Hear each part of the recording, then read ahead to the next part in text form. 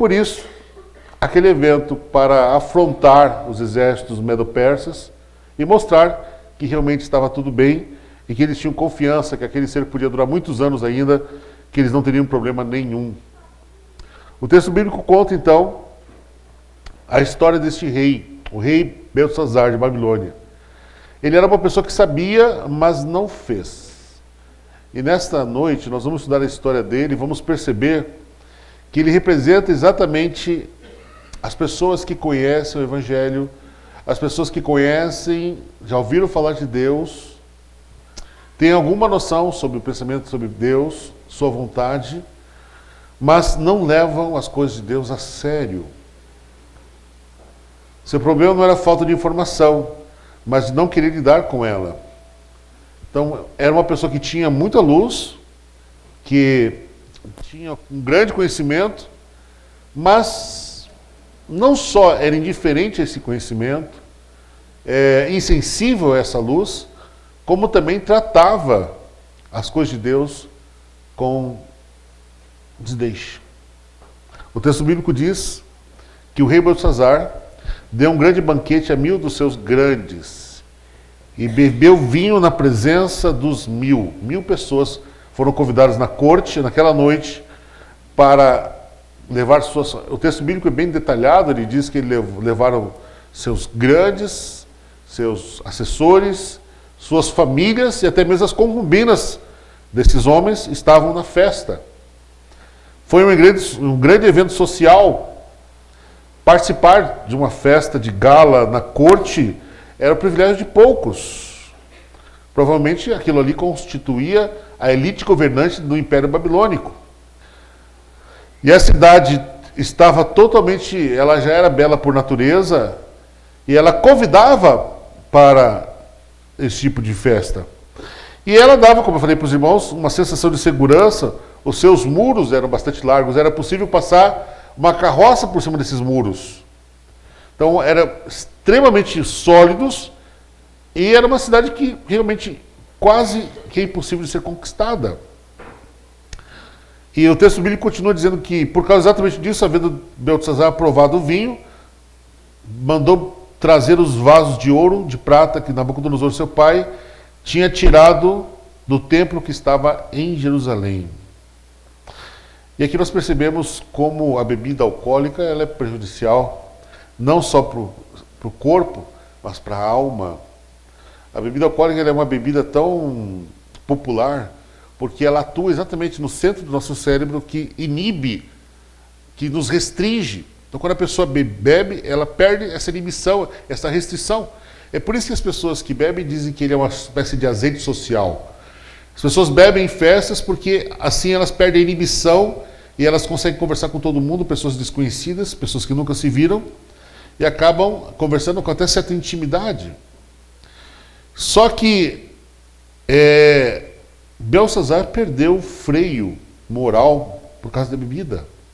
O texto bíblico diz que ele pegou os objetos que haviam sido saqueados por seu avô, por Nabucodonosor, que ele havia tirado do templo, e agora usou como utensílio para festa, para farra, no total desrespeito ao Deus de Israel.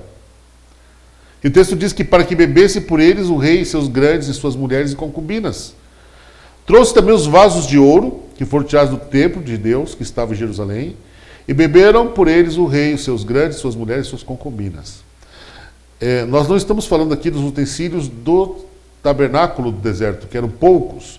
Nós estamos falando dos utensílios do santuário, do templo construído por Salomão. Então haviam várias taças, várias peças, folhadas a ouro, folhadas a prata, trabalhadas em bronze, mas que os mais valiosos foram levados como objeto de saque do templo e ficaram guardados durante 50 anos, durante 70 anos, lá durante 50 anos ficaram guardados lá em Babilônia, até que naquela mesma noite, Beltesazar resolveu tirar do depósito real aquelas peças tão bonitas, feitas com metais tão preciosos, apenas para divertir os seus convidados. Nós temos que lembrar que essas peças não eram peças comuns. elas todas tipificavam a presença de Deus entre o seu povo. Moisés havia recebido a ordem de Deus, e me farão um santuário, Êxodo capítulo 25, versículo 8, e habitarei no meio de vós. Então todos os objetos, todas as peças, todas as partes do tabernáculo no deserto, lembravam ao povo que Deus habitava no meio do seu povo. Deus estava entre eles, era vizinho deles. É por isso que eles podiam dizer, vamos até Sião para adorar a Deus, para nos encontrar com Deus, porque lá existiam objetos que apontavam para a presença de Deus no meio do seu povo. E existia o Shekinah, que era a glória de Deus. E esta noite, quando ele fez esse desrespeito aos utensílios sagrados, esse foi o último desafio moral de Belsassar. O texto bíblico diz ainda que na mesma hora que ele começou a usar os objetos do santuário, apareceram os dedos de mão de homem, e escreviam defronte do castiçal na esboçada parede do palácio real. E o rei viu a parte da mão que estava escrevendo. Então se mudou o semblante do rei e seus pensamentos o turbaram. A junta dos seus lombos se relaxaram e seus joelhos bateram um no outro. Nós temos aqui a imagem de um rei perturbado, onde seu semblante mudou completamente, seu estado de espírito mudou, e provavelmente o estado de embriaguez passou, porque quando a pessoa está embriagada, ela leva um choque dessa, ela logo recobre o juízo e restabelece o controle das suas emoções e dos seus pensamentos. E ele agora ficou agitado com pensamentos perturbados, seu estômago provavelmente sentiu, né, o peso do que estava acontecendo, e o texto bíblico diz que os seus joelhos começaram a bater um no outro. Ele entrou em estado de pânico. Ele zombava de Deus. Aquela atitude de usar os utensílios do templo era uma forma de zombar de Deus, de não considerar nada de sagrado. E depois de 2.500 anos, as coisas não mudaram muito, não. As pessoas hoje em dia não conseguem perceber a presença de Deus. As pessoas vêm para a igreja, vão até a igreja, e cantam mecanicamente, oram habitualmente, estão acostumados a ouvir a palavra exposta e vão indiferentes para casa, como se fosse coisa comum. Nós não somos daqueles que reverenciamos o lugar pelo lugar. Nós não somos daqueles supersticiosos que acreditamos que existem objetos sagrados, como existia na Idade Média, os relicários. Relicários eram móveis que guardavam as relíquias dos santos. Então, na Europa toda nós encontramos pedaços da cruz, né, em cada igreja da Europa toda, dizendo que era uma lasca que foi tirada da cruz, que era guardada, era uma relíquia, que tinha poderes mágicos, poderes de proteção, poderes de cura. E em Santiago de Compostela, no norte da Espanha, a cidade alega ter um pedaço do osso do apóstolo Tiago, do corpo do apóstolo Tiago. Em Roma, alega ter os restos mortais de Paulo e Tiago sepultados debaixo da Catedral de São Pedro. Então, e na Europa era muito comum esse tipo de coisa, o pedaço do pano de Jesus, do Santo Graal. Houve até uma lenda toda que percorreu a Idade Média toda em busca do Santo Graal, que era a taça que Jesus usou para dar a última ceia, que segundo eles poderia dar vida eterna a quem bebesse qualquer líquido daquela taça. E então existia toda essa lenda, e nós não somos desses. Mas nós somos daqueles que respeitamos o lugar onde estamos. Por quê? Deus está em todos os lugares que fomos. Nós precisamos ter esse senso da presença de Deus. Alguns irmãos são assim um pouco supersticiosos, né? E acreditam que o púlpito é o lugar santíssimo, os bancos são um lugar santo, fazendo uma referência à geografia do tabernáculo do deserto e o templo de Salomão, mas não é assim. Este lugar é sagrado, esse lugar é especial, porque nós nos encontramos com Deus. Não é um lugar comum. Ele se torna especial porque o povo de Deus se reúne aqui. Mas se nós nos reunimos debaixo de uma árvore, também é um lugar sagrado. Se nós nos reunimos junto a um rio, também é um lugar sagrado. Se nós nos reunimos num parque, também é um lugar sagrado. Se nos reunimos numa casa, aonde nós invocarmos a presença de Deus, é sagrado. Mas aí você vai dizer assim para mim, mas Deus está em todos os lugares.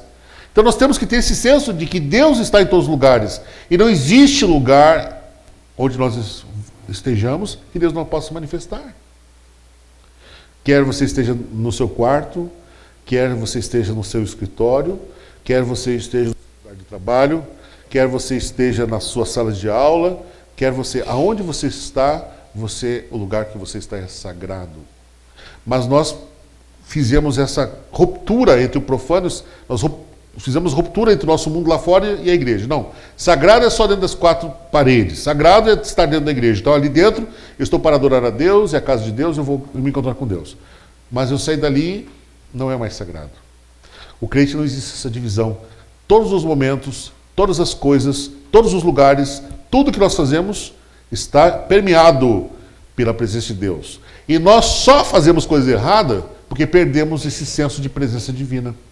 Quando nós deixamos de sentir a presença de Deus é que nós cometemos um pecado, porque na presença de Deus ninguém peca, né, gente? Na face de Deus ninguém peca. Mas existe ainda o pior, porque essa coisa de perder o senso da presença de Deus é uma coisa grave. Mas mais grave ainda é o respeito pelas coisas de Deus. Então a pessoa expõe a palavra e ela trata como se fosse a palestra de autoajuda, como se fosse uma aula comum, como se fosse uma reunião social.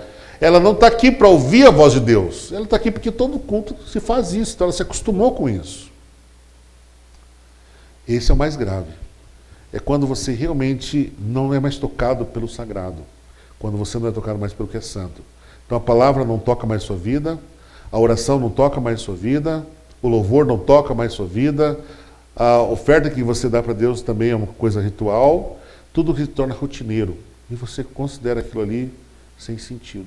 Então você torna aquilo vazio. Foi exatamente esse tipo de atitude que está permeado, o mundo está permeado disso.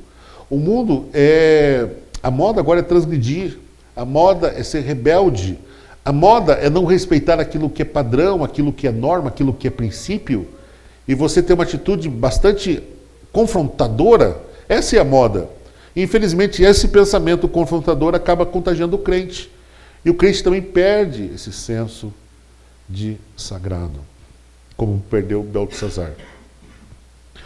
Não é que Beltesazar tinha que adorar aquele objeto como se fosse santo. Não, mas o que ele representava? Qual era a utilidade? Para que função ele servia? Para que se usava aquilo ali? E é isso que nós precisamos entender. No nosso culto, nós precisamos entender exatamente isso aí também. Tudo que nós fazemos aqui é para adorar a Deus. Então nós temos que deixar nosso eu lá fora, deixar nossas preocupações lá fora, deixar nossos problemas lá fora e entrarmos aqui para adorar a Deus. Mas sempre lembrando o seguinte, que eu posso adorar a Deus no meu carro, eu posso adorar a Deus caminhando na rua, eu posso adorar a Deus debaixo de uma árvore, não importa, porque a companhia, a presença de Deus está em todos os lugares. E quando nós perdemos esse senso, é o começo do fim.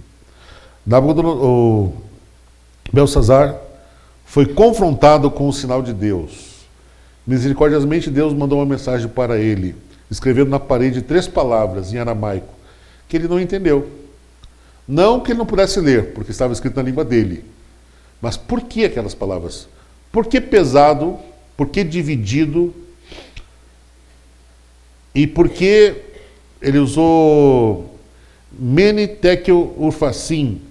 Por que contado, dividido e pesado? O que significavam aquelas palavras? O rei então ordenou com força que se introduzissem os astrólogos, os caldeus e os adivinhadores. E falou o rei e disse aos sábios de Babilônia: qualquer que ler a escritura e me declarar a sua interpretação será vestido de púrpura e trará uma cadeia de ouro ao pescoço e será no reino 3º dominador. Ele agora faz uma oferta para os seus, um bônus salarial aqui, muito bom por sinal. Porque as joias daquela época representavam prestígio. Não era apenas um enfeite decorativo. O tipo de joia que a pessoa usava representava posição. E aquela correia, ele fala aqui que a pessoa receberia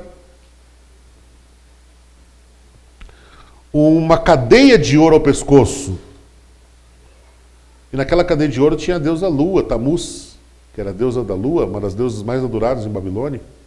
Então era um sinal de prestígio. Aquelas joias representavam prestígio, posição, autoridade. E ele ofereceu o terceiro lugar no reino, logo abaixo dele. E então entraram todos os sábios do rei, mas não puderam ler a escritura, nem fazer saber ao rei a sua interpretação. Ou em outras palavras, não puderam dizer o que significava aquilo ali. Que sentido tem essas palavras?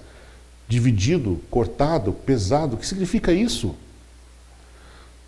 Por quê? Quem escreveu aquelas palavras? Como se escreveu aquelas palavras? De uma forma sobrenatural. E o pior é que aquilo mostrava o poder divino. E nós sabemos que a solução, quando temos algum tipo de dúvida espiritual, deve ser exatamente essa que Tiago diz. Se algum de vós tem falta de sabedoria, peça a Deus, que a todos dá liberalmente. Não lance em rosto e se lhe é dado. Foi o que fez Daniel em toda a sua vida, né? Então o rei, Beltesazar, perturbou-se muito e mudou dele seu semblante. Os seus grandes estavam sobressaltados. A rainha, por sua vez, por causa das palavras do rei e dos seus grandes, entrou na casa do banquete e falou. A rainha disse: ó rei, vive para sempre. Não perturbe os teus pensamentos, nem se mude os teus semblantes. Aqui no caso é a rainha mãe, né? Assim como na Inglaterra a gente tem a rainha mãe, a rainha Elizabeth II, e Charles é o príncipe Charles, não é rei ainda, né? No tempo de Beltesazar, a mãe dele ainda governava junto com o pai de Nabonido. Então o pai era ele era corregente com o pai, da mesma forma que seu avô, bisavô Nabopolassar havia colocado Nabucodonosor como corregente. Beltesazar era corregente com seu pai. Então seu pai, Nabonido, era o primeiro, ele era o segundo, consequentemente ele só podia oferecer a terceira classificação, o terceiro lugar no reino.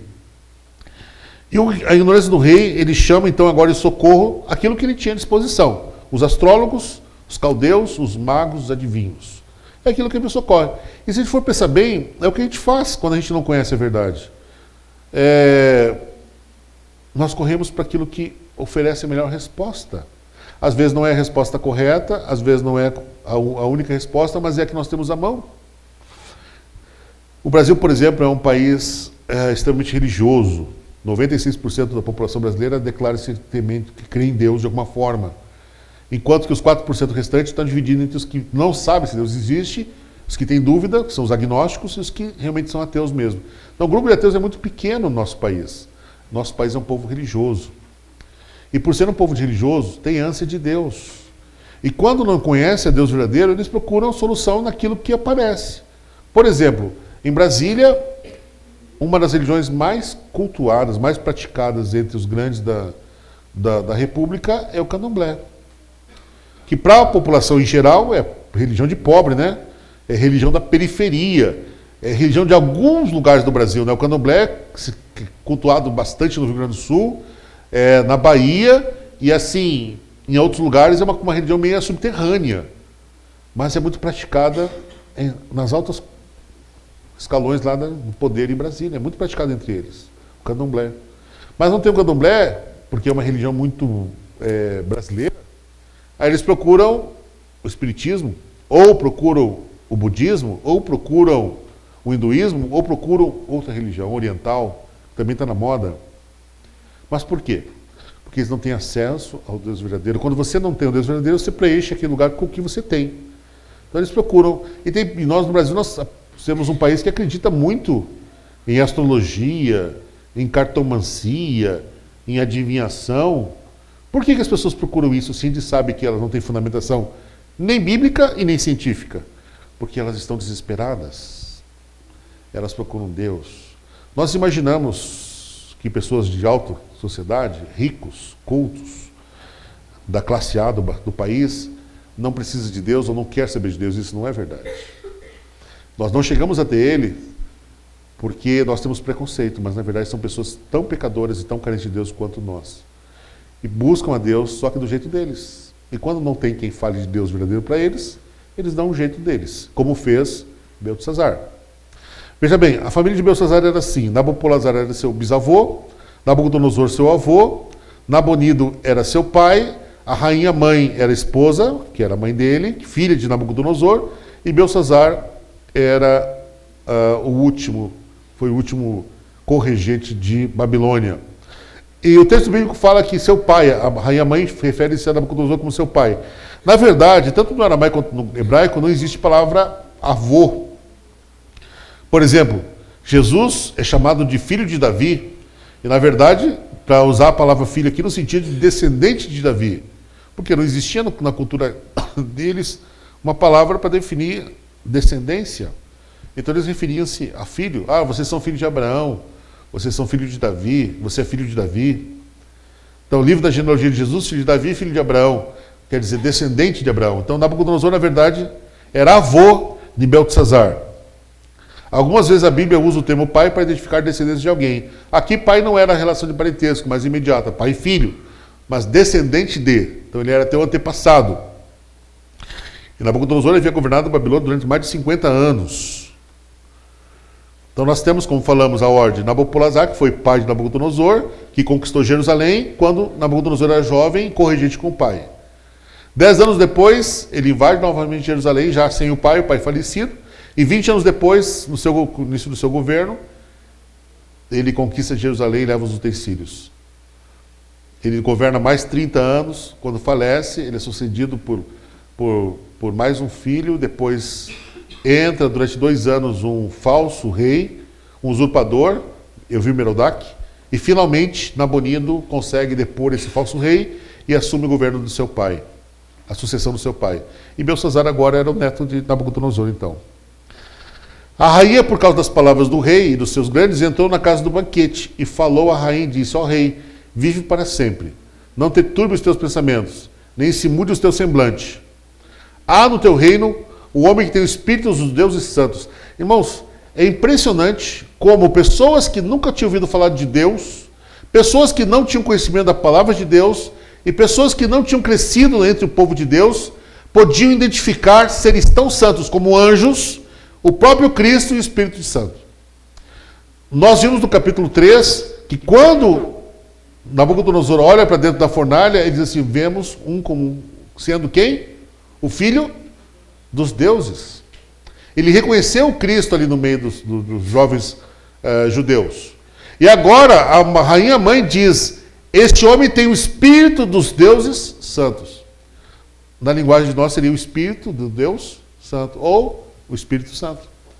É impossível um crente que é possuído pelo Espírito Santo que sua luz não brilhe.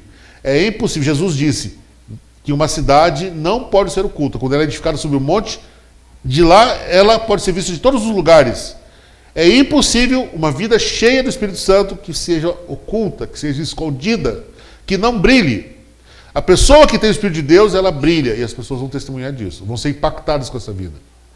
Se nós como igreja não impactamos o mundo ainda, é porque nós não damos lugar ao Espírito de Deus na nossa vida.